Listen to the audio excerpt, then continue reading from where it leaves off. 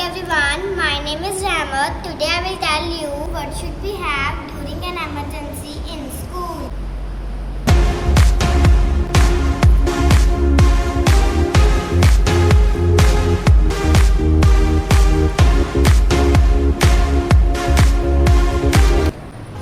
Glucometer, thermometer, antiseptic liquid, tape, mask, stethoscope, torch, scissors, bandage and cotton.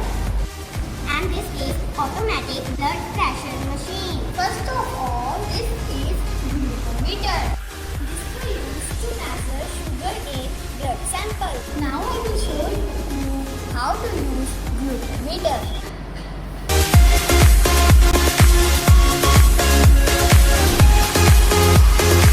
This is an automatic blood pressure machine. This is used to measure blood pressure and pulse of a person.